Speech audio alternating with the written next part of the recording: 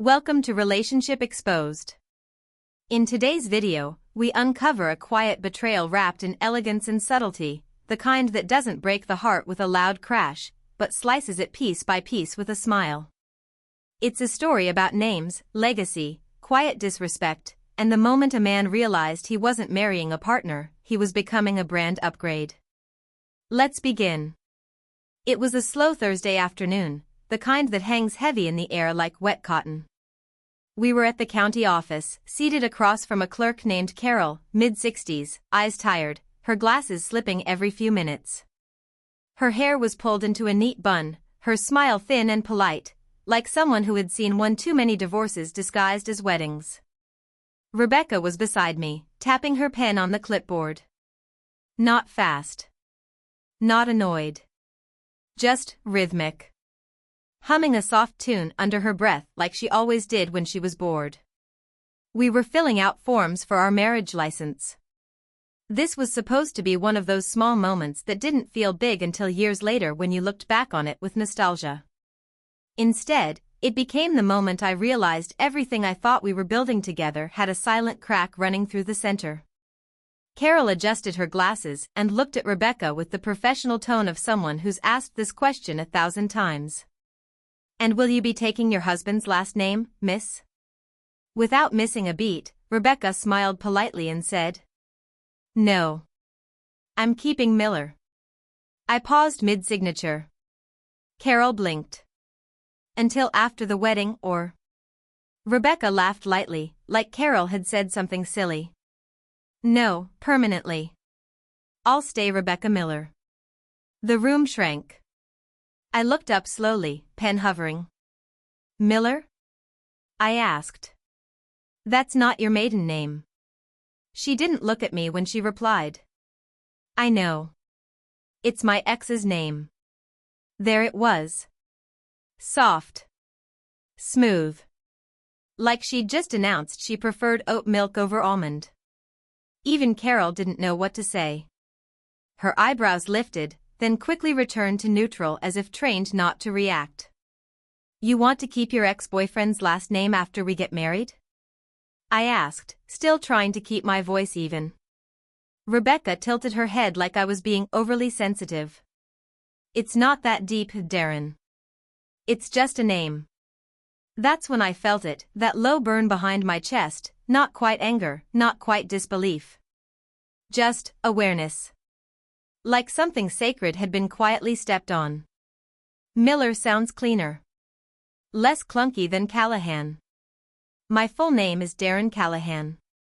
Born and raised in Boston. Third-generation Irish-American. My grandfather broke his back working on the docks. My father's a retired fireman who pulled people from buildings while flames licked at his heels. The name Callahan means something. But I didn't say all that. Instead, I just repeated what she said. "Cleaner?" Rebecca sighed and shrugged. "Callahan just sounds rough. Miller's simpler.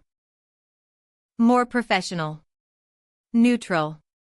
"Neutral?" I echoed. "You think Callahan sounds unprofessional?" "I didn't say that." She flipped the page of the form like we were discussing dinner plans and not erasing my entire lineage. Carol was clearly uncomfortable now, tapping her computer keyboard unnecessarily. I didn't argue. I nodded.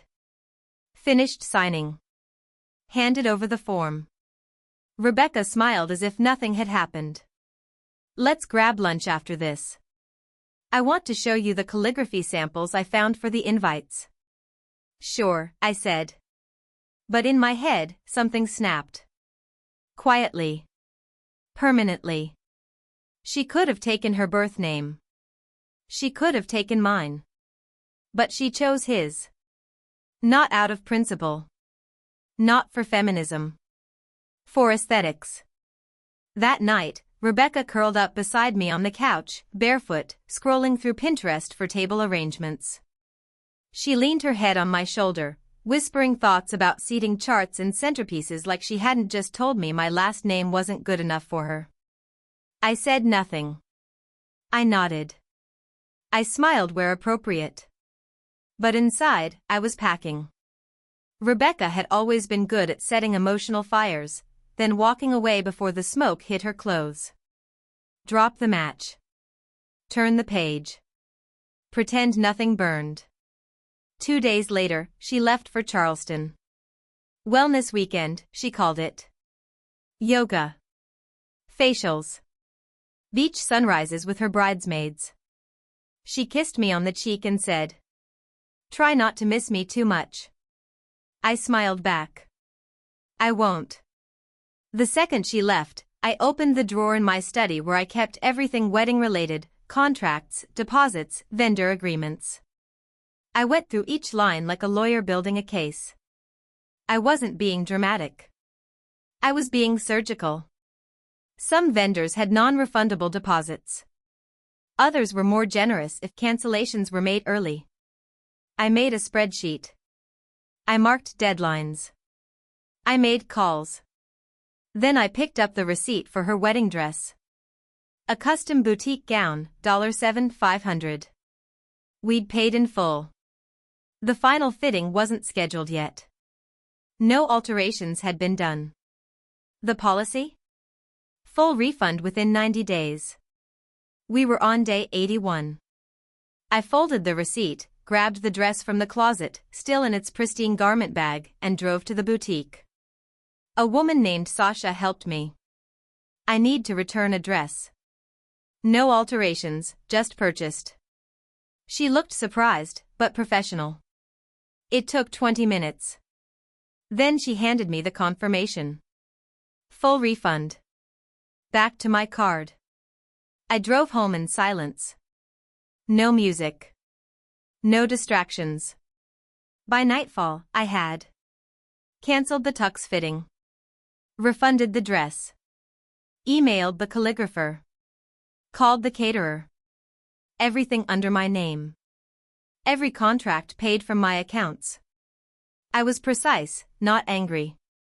Because when someone shows you exactly how little they value you, you don't scream. You don't beg. You pack. Saturday morning, while Rebecca was sipping pressed juice with her bridesmaids, I was on the phone with our venue, a vineyard an hour from the city. Booked nearly a year in advance. The coordinator was sweet but hesitant. "These things are complicated. Usually, deposits are non-refundable." I interrupted politely. Section 6.2. Full refund minus deposit if cancelled more than 6 months prior. We're at 7. Pause. You're right. I'll process it today. $4,200 will be refunded. I thanked her. Hung up. Next, I called our travel agent. 10 days in Italy. Flights, hotels, excursions, all paid on my card. "Can we rebook it for one traveler?" I asked. Same dates. New destination. I chose Iceland. I'd always wanted to see the northern lights. One by one, I cancelled. DJ. Rentals. Decor planner. Photo booth. Total refunded? Around $18,000. Then I boxed up the wedding favors Rebecca had ordered. Cleared out the guest room. Folded her clothes. Gathered her wedding planners and stacked them neatly on the bed. Finally, I walked to the empty closet where her $7,500 dress once hung. I slid in an envelope. Inside was the refunded receipt and a note. "If you prefer Miller over Callahan, maybe Miller can buy your dress." Was it petty? Maybe. But she made my name a battlefield. I just showed her where the lines were. That night, I grilled dinner, poured a drink, and opened my Iceland itinerary. Flights booked. Hotels confirmed. Passport ready. Sunday evening, she returned. Sun-kissed, glowing. "I missed you," she said, dropping her bag by the door. I smiled calmly. "You're going to miss a lot more." She stopped in the bedroom doorway. Her closet? Empty. Her dress? Gone. She stepped forward, saw the envelope. Froze. Opened it. Her fingers trembled as she read the note. You returned my dress? Her voice cracked. I stayed calm. I paid for it. She scoffed. Over a name? No, I said. Over what that name meant to you, and what mine didn't. She snapped. You're blowing this out of proportion. It's just branding. Not like I still love him. I nodded. Then why not your birth name? Why keep his? She didn't have an answer. I added. You said Callahan sounded rough. Unprofessional. Like I'm some broken thing you had to smooth over. Her arms crossed. It's 2025. No one changes names anymore. Then you should have kept yours. Not his. She spat. You're punishing me for not wanting to be Mrs. Callahan. I looked her dead in the eye. No. I'm choosing not to marry someone who thinks being Mrs. Callahan is beneath her. She stared at me like I'd slapped her. Then she begged. What about everything we planned? We didn't build a life, I said. We built a wedding. I was the life.